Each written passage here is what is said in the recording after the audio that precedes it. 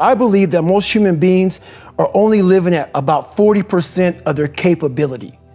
So the mind has a governor, like a car. If you're driving a car and the car has a governor on it, the car may say 130 miles an hour, but the governor is set for 91.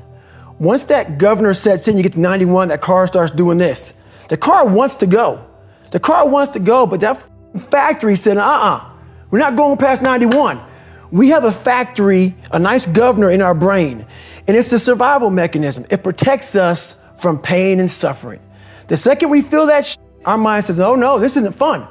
We should back off. We should sit down, find something more comfortable. And there's something about the mind. The mind has the tactical advantage over you at all times.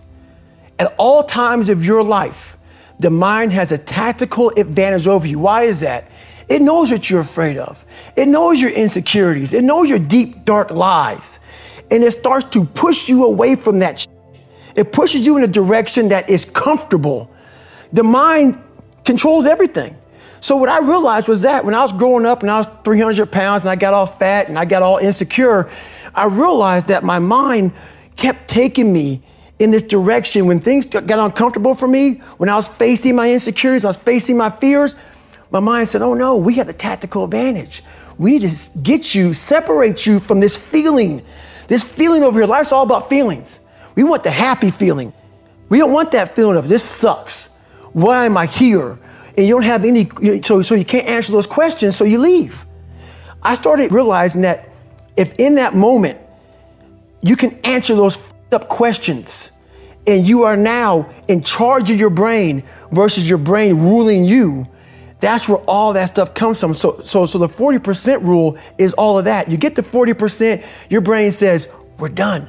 Let's roll, man. This is starting to get painful. This is uncomfortable. So you sit down. You have to figure out ways, and everybody's different. That's how the book kind of talks about, like we all have these things about, 5 steps to this and 4 steps to this. It's a lot more than that. That's all bullshit. It's a practice that you have to, it's a habit. So if you know that at 40%, I'm feeling pain. At 40%, I'm feeling pain. That's where the 40% rule kicks in. Now it starts. Okay, I'm feeling pain.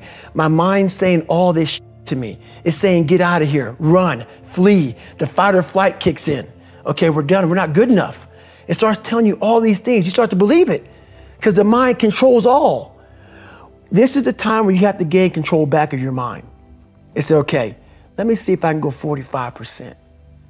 And once you start giving yourself more and more hope and start realizing, okay, the mind starts to be, okay, what are you doing? We're supposed to be going right and you're going left. You start then controlling your mind. Start finding more in yourself. And then it goes from 40% to a lot further than that. But that's the start of it though. Get to the spot where your mind is saying stop.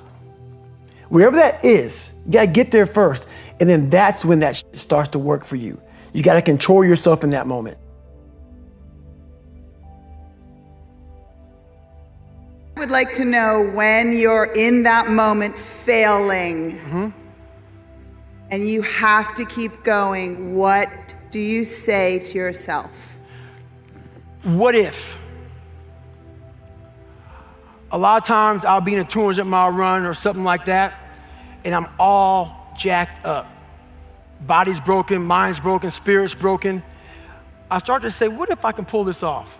When I first walked into the Navy SEAL recruiter's office, he looked at me and said, there's only been 35 African Americans in 70 years make it through. You know what I said to myself? What if I can be the 36th? It's the what if I can pull off a miracle. What if I can become someone that no one thinks I can be? And just me talking about that, I have the hair going up on my arms because it makes me just like, what if I can be that guy that people who call nigger and this and that, and now I'm speaking at Tom Ferry's event. What if? That's it.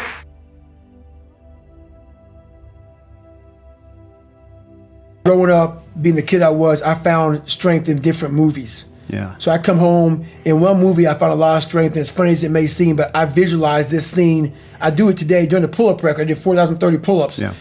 The last time I did it, I actually got it. It took me 3 times. I played one song for 17 hours pretty much.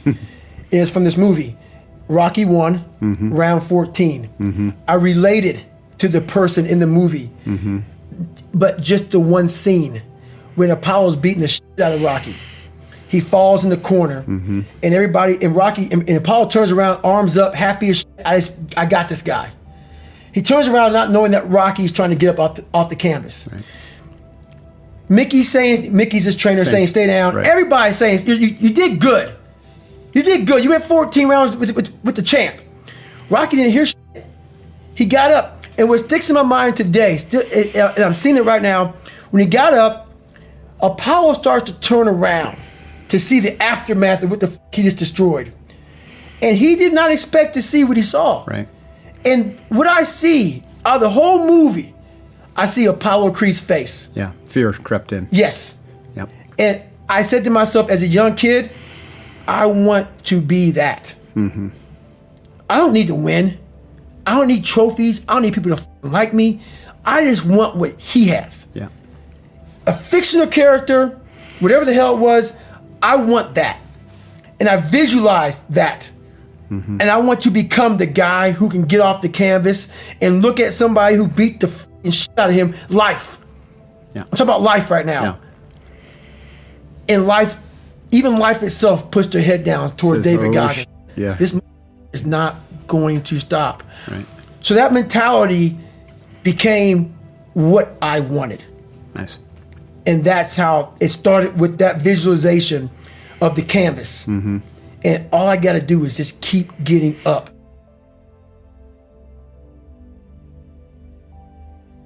What was the greatest lesson your mom taught you growing up? Honestly, the greatest lesson she ever taught me is a lesson that she doesn't know how much she taught me, because she wasn't much in the teaching mode.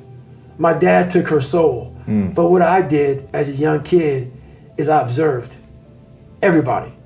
I wasn't really smart in the books, but I was real smart when it came to life. And I was able to sit back and watch her mistakes. I was able to see how she struggled through life and how I don't want to struggle through life. And I was able to see, she never picked me up. The biggest thing she did for me, and this is the honest to God truth, and she doesn't even know she did it.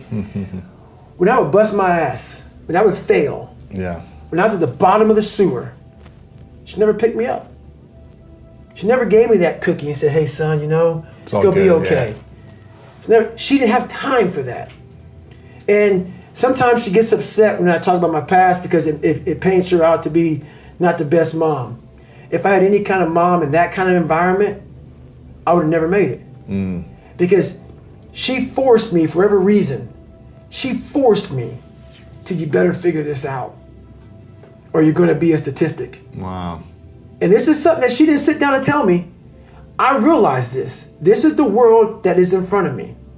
And what most people do is they see this world and they look at it as an excuse to get out of it. Yeah. I started looking at it as this is the ultimate training ground for the rest of my life. I have all these valuable lessons, because if you look out in the world right now today, it's not a nice place. But I'm very prepared for it. Yeah, you are. I'm prepared for it. I'm prepared for all the failure coming my way. I'm prepared for everything my way. And that's the biggest lesson that she taught me by not teaching me. By never saying it's going to be okay. Matter of fact, she told me the exact opposite. Life sucks.